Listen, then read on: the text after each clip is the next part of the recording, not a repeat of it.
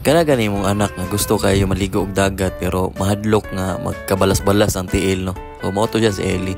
So for today's video guys is mag-adto mi ani sa Paradise Island. So na-fill out ko ani sa mga pangalan no, kami upat ba kung lista dia. So waiting mi ani kay kami lang upat ba. So karon ani na time is niabot na ang lansya nga mosakyan. So kami pa lang jud upat nga pasahero ang niabot ana ano. So waiting mi ani kay at least 14 passenger daw larga sila. Kay mao daw ilang minimum dira no. So ang bayad sa ilahang kuan fare nila padulong dito sa Paradise Island is tag 25 pesos each. So tan-awa na guys. So plus 4:13 minihawa ana ano. Kunya niabot pod mi dito og kuan mga 10 minutes lang gyud ang iyahang kuan biyahe no. Perting lingawa sa kuang bugoy dia og sa kong ati Ewe guys.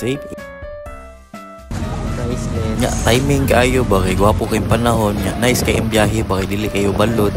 So sakto lang gyud dyan no. So karon niabot na mi ana dira sa Paradise guys. So hi guys.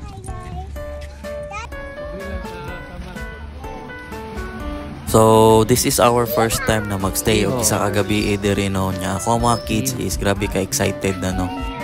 Lat si kuya sa tuwa oh. Grabe yun sila ka-stricto sa mga pagkaon dari. Check yun imong bag, tanan good no. Bawal yun ka magdalag pagkaon dari.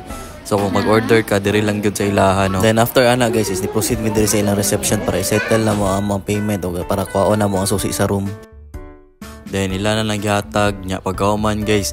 Niadto na mi sa moang room ani guys no nya.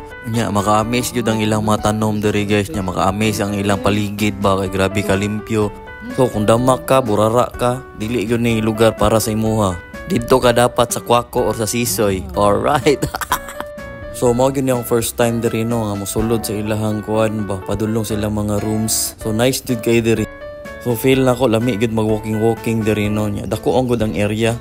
Pwede pud ka magpasingot diri ba. So check nimo na guide diha oh. So karon guys kay nanata diri sa room na mo no. So napansin gid nako is dako siya ba. Siguro naani siya sa mga 200 square meter siguro no. So amo lang sa nagipamutang mga gamit dira no nya. Taw-taw ana nagadto na mi ani og playground. So wa na mo gi sayang amo ang oras diri.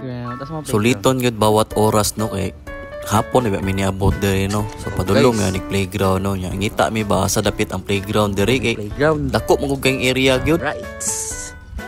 Tanawa, playground pa lang gani mi pero gibit-bit na ni Ate Ewe ang iyang toy kay magbuhat lagi daw siya castle. So medyo taas-taas pud among gibaktas diri no nya maka-amaze gyud diri kay grabe kalimpyo gyud. So niabot na mi ani dito sa ilang playground guys so kids playground. Alright. So amo nang gipadula ang mga bata diha nya after ana guys kay napod sila mini zoo dira oh. Nawa klaseng mga langgam ba nya napod sila kanang kuan diyo pabo. Loko ay kuan ito pikak. So karon guys pag humana mo dito no is diretso na may diri sa kuan kay para maligo og dagat unya malingaw sila ba buhat og kanang castle. Ano na dia guys no nya makita nimo silang mata nga malipay sila malipay na lang pug kaas ginikana no. Then napansin nako silang balas diri ba grabe ka pino tinuod kaya ni. Comment down below daw bi og kanang tinuod ba ni or tambak lang ni na mga ano balas. So karon na nata diri sa exciting part kaning kaon ba.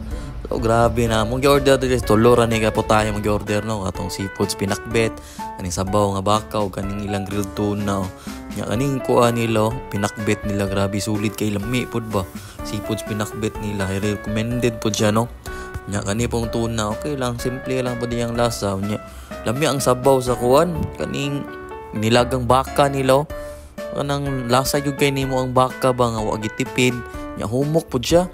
So karon no grabe yung kaon na nyo. Wa na mo na nahurot kay kami ra masakong sawag kaon gyapon. Alright.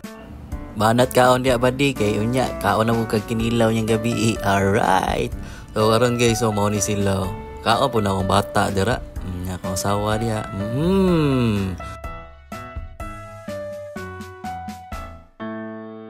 So anak mo just ko request daddy tan-aw pud ko bi mag-vlog pud ako. Alright. So ara guys so manamig kaon ani so wala gyud na mo nahurot no kay daghan pud siya ba.